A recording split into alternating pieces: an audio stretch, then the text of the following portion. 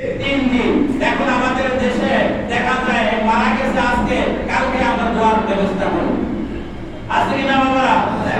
এইটা জায়েজ নাই। কমপক্ষে 3 দিন পরে রাসূল পাক সাল্লাল্লাহু আলাইহি ওয়াসাল্লাম বলেন, কোন মানুষ যদি মারা যায় 3 দিন পর্যন্ত তার শহীদ দিবস পালন করা।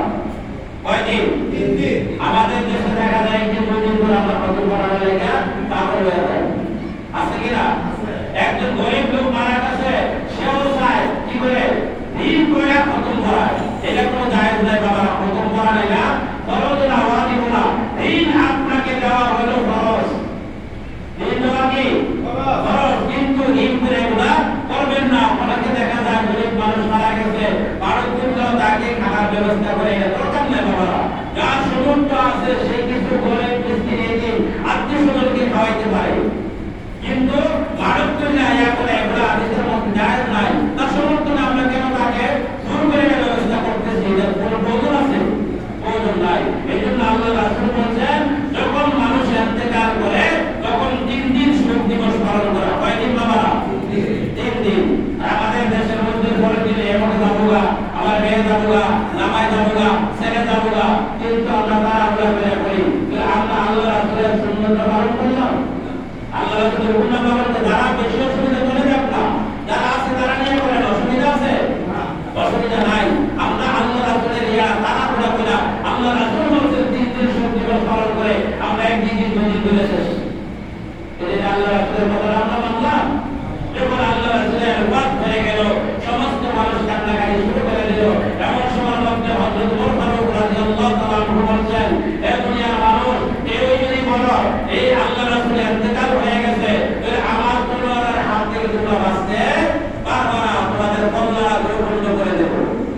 আর হযরত আবু বকর সিদ্দিক রাদিয়াল্লাহু তাআলা আনহু বলেন, রাসূল পাক সাল্লাল্লাহু আলাইহি ওয়াসাল্লামকে গোসল দেওয়ার পরে দাফন করানোর পর দেখতেছেন রাসূল পাক সাল্লাল্লাহু আলাইহি ওয়াসাল্লাম এই যে মুখ থেকে কাপড় আমরা উড়ে চেহারা দেখি কিনা, এ দেখা যখন দেখতেছে তখন বলতেছে হযরত উসমান আর হযরত আবু বকর সিদ্দিক রাদিয়াল্লাহু তাআলা আনহু বলেন, রাসূল পাক সাল্লাল্লাহু আলাইহি ওয়াসাল্লামের জবান মোবারক থেকে আমি শুনতেছি রব্বি হাবলি উম্মতি, রব্বি হাবলি উম্মতি। তখন আল্লাহ রাসূল কি করে নাই, বলে নাই। এখনো রওজা শরীফে রাসূল পাক সাল্লাল্লাহু আলাইহি ওয়াসাল্লাম জিন্দা অবস্থায় সশরীরে আছে। নবীদের জন্য আল্লাহ রাব্বুল আলামিন মাটিকে হারাম করে দিয়েছে। আর আমাদের দেশের মধ্যে যে আলেমরা বলে তারা বিভ্রান্তির মধ্যে আছে।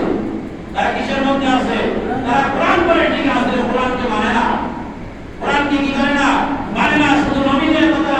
আপনারা আজকে বাড়িতে গিয়া যাদের কোরআন শরীফ আছে, অর্থসহ কোরআন শরীফ আছে, 2 পারার মধ্যে 2 পৃষ্ঠার মধ্যে দেখবেন, ওয়ালা তাকুলু লিমা ইউদারু ফি সাবিলিল্লাহি আমওয়াত বাল আহইয়াউ ওয়ালাকিন লা তাশউরুন।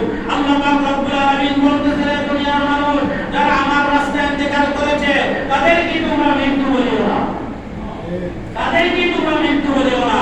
তাদের থেকে নবীদের দরজা কত হাজার হাজার কোটি গুণ বেশি।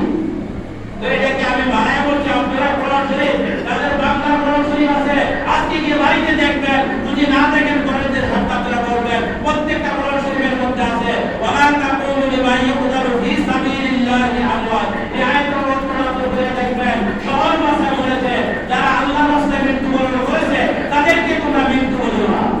তাদেরকে কি বলিও না? মৃত্যু বলিও না। তারা কবরের মধ্যে জীর্ণ অবস্থায়